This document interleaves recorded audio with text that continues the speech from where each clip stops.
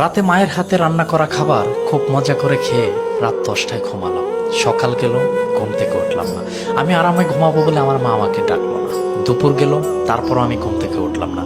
এবার মা আমাকে প্রচুর ডাকলো, তারপরও আমি ঘুম থেকে উঠলাম না। মা চলে গেল। একটু পর মা আবার আসলো। এবার আমাকে অনেক ডাকলো, অনেক বকলো, তারপরেও আমি উঠলাম না।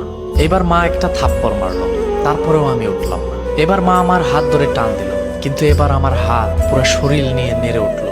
শরীর আমার পাথরের ন্যায় শক্ত হয়ে গেছে। মা কিছু না বলে চুপ করে রুম থেকে বের হয়ে গেল।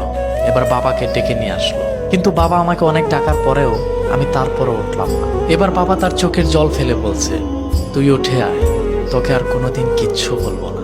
তুই যেভাবে থাকতে চাস তাই হবে, তারপরেও তুই উঠে আয়। তোকে আজকেই ল্যাপটপ কিনে দেব, তারপরেও তুই উঠে আয়। আমি অবাক হয়ে দেখছি, আমার বাবা তো কোনোদিন এভাবে বলে না, আজকে বলছে। আমি উঠে আসতে চাচ্ছি, কিন্তু কোনোভাবে উঠে আসতে পারতেছি না। এদিকে বাবা নানা রকম লোভ দেখিয়ে বলছে, তুই উঠে আয়, কিন্তু আমি কোনোভাবেই উঠতে পারছি না। এদিকে বাড়ির চারিপাশে লোক দিয়ে ভরে গেল। ওইদিকে মাকে অনেকেই সান্ত্বনা দিচ্ছে, কেউ বাবাকে, কেউ ভাইকে বা বোনকে অনেক রকম ভাবে বোঝানোর চেষ্টা করতেছে। একটু পর কয়েকজন লোক এসে খুব যত্ন সহকারে বিছানা থেকে আমাকে নামিয়ে নিল। এরপর লোহার একটা শক্ত খাটিয়াতে আমাকে শুয়ে দিল।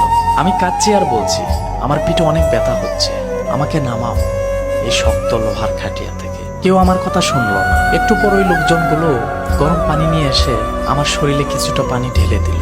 ইস, আমার শরীরটা মনে হয় পড়ে গেল। আমি চিৎকার করে কাঁদছি, তারপরে আমার কথা কেউ শুনল না। ওই লোকজনগুলো পরম যত্নে আমার শরীরে গরম পানি ঢেলে ঢেলে যত্ন সহকারে গোসল দিয়ে দিচ্ছে। আমি কাঁদছি আর বলছি, আমার শরীরে আর গরম পানি দিও না, আমার শরীরটা পুড়ে যাচ্ছে, আমার শরীরটা আর ডলে দিও না, আমার শরীরে খুব ব্যথা লাগছে।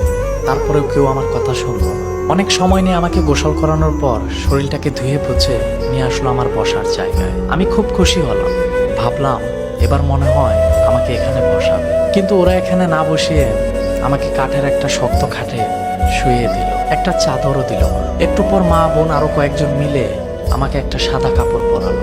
মা অনেক আদর করে আমার মুখে হাত বোলাচ্ছে আর কাঁদছে। এত আদর কোনোদিন করেনি মা আমাকে। আমি মাকে অনেকবার করে বললাম কান্না থামাতে, কিন্তু মা কিছুতেই কান্না থামাচ্ছে না। আমি এত করে বলছি কেঁদো না, কিন্তু মা কিছুতেই শুনছে না আমার কথা। একটু পর কয়েকজন লোক আসলো, এসে আমার মাথাটা আর পাটা বেঁধে দিল। আমি অনেকবার করে বললাম আমার মাথা আর পায়ের বাঁধনটা খুলে দাও, কিন্তু কিছুতেই শুনলো না তারা আমার কথা। আমার মাকে সরিয়ে দিয়ে আমাকে নিয়ে যেতে লাগলো। মা কিছুতেই নিতে দিচ্ছে না আমাকে। ভাই বোন সব চুপ হয়ে কাঁদছে, আর কিছু বলছে না। কত করে বললাম তোমরা আমাকে আর ডিস্টার্ব করো না, তারপরও তারা আমার কথা শুনলো না। আমি অজরে কেঁদেই চলছি। একটু বেশি ঘুমালেই বাবা আমাকে অনেক বকতো, কিন্তু বাবা এখন চুপ হয়ে দাঁড়িয়ে চোখের পানি মুছতেছে, একটা বকাও দিল না আমাকে। আমার মাকে জোর করে সরিয়ে দিল। কয়েকজন লোক আমাকে নিয়ে গেল একটা জায়গায়, সেখানে নিয়ে আমাকে শুয়ে দিল। তারপরেই জানাজা পড়লো আমার।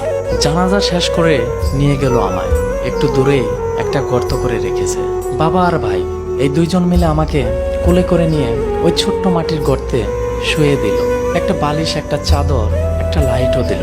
আমার পায়ের বাঁধন আর মাথার বাঁধনটা খুলে দিয়ে আমার উপর খুব তাড়াহুড়া করে কাঁচা বাঁশ দিয়ে ঢেকে দিল। তার উপর আরো কি কি দিল আমি কিছুই দেখতে পাচ্ছি না। যতই সময় যাচ্ছে মাটির গর্তটা আরো অন্ধকার হচ্ছে। আমি চিৎকার করছি আর বলছি এখান থেকে আমাকে বের কর, আমার খুব ভয় করতেছে, আমি কিছু দেখতে পাচ্ছি না।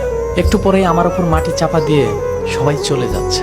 আমি ডাকছি আর বলছি আমাকে এখানে একা রেখে যেও না, কিন্তু কেউ শুনলো না আমার কথা। স্বার্থপরের মতন সবাই চলে গেল। আপনি কি ভাবছেন মৃত্যুবরণ করবেন না? দুনিয়ার রং তামাশায় আখিরাতের কথা ভুলে গেলে চলবে না।